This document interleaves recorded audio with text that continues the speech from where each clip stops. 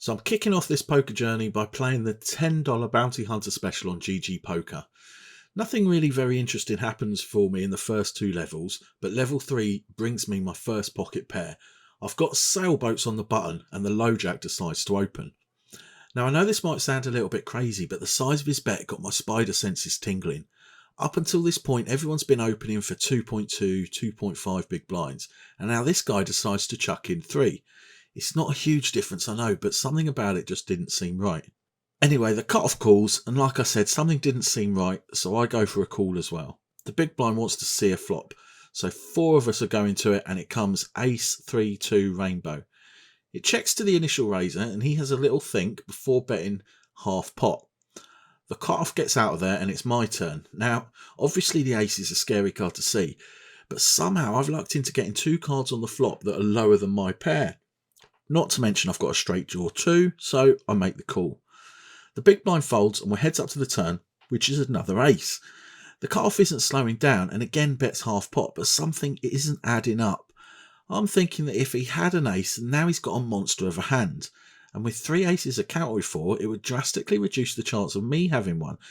So that would seriously reduce the amount of hands I could make a call with. In my mind, it makes more sense for him to either check or bet small to try and induce a bluff for me, or at least get some value. But he didn't, so I make the call and we see an 8 on the river. The cut-off pretty quickly checks, so with less than a half pot size bet, I shove all in, hoping to get him off something like 9s, 10s or jacks. That's what I'm putting him on. He makes me sweat going to his time bank, but he eventually folds.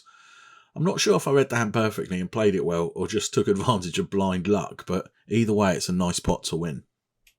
Now this hand hurts my tiny little brain. I've got pocket jacks in the big blind. It folds all the way around to the button, who is sitting with just shy of 30 bigs.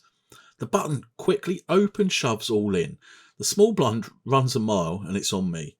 My thought process was pretty quick here, and I probably should have taken a bit more time to think about it, but it seemed like an easy decision at the times. Now, if the button had any of the 3 hands that beat me, so queens, kings or aces, then surely an open shove would be way less than ideal, because either of the blinds need to wake up with an absolute monster to be able to call.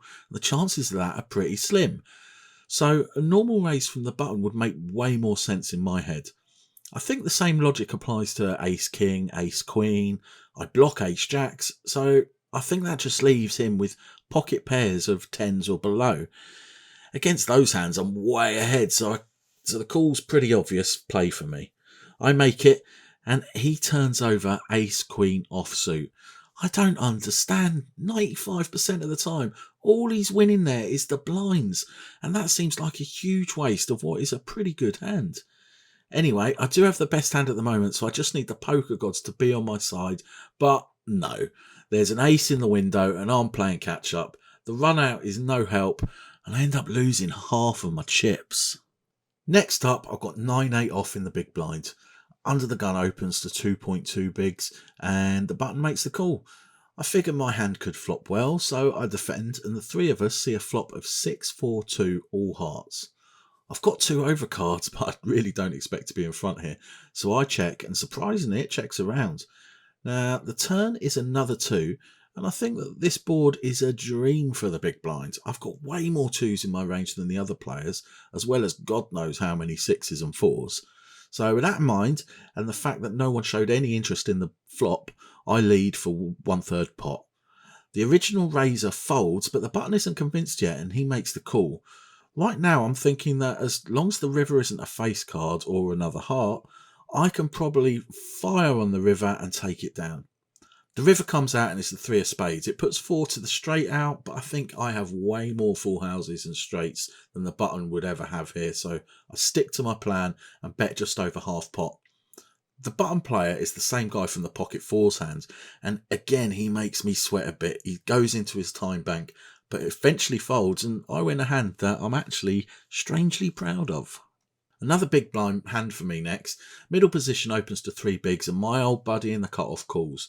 I've got jack 10 off and like the last hand I think it can flop well, so I defend my blind and make the call. I can't really complain either when I flop top pair on 10, 7, 6 with 2 diamonds. I check to the original raiser who checks behind. The cut-off likes the look of the flop apparently though, and after a think makes a large 3/4 pot bet. The theme of today seems to be that I'm not really taking long enough to think through my decisions, because I pretty quickly decide that a call leaves me with less than a pot size bet behind, with the potential of lots of scary cards on the turn. That doesn't sound like a nice place to be, so I rip it all in with top pair. Middle position folds and the cut-off snap calls. That's probably not a good sign. But somehow, when the cards are turned over, I'm actually ahead. He's got 10-9. So I just need to fade a 9 or an bugger. So I'm left with just half a big blind. They do say that all you need is a chip and a chair, but this isn't the start of an amazing comeback story, I'm afraid. I thought I played a couple of nice hands against my mate Hung, but in the end he had the last laugh and he sent me packing. This really wasn't the start of the journey that I was hoping for, but things can only get better, right?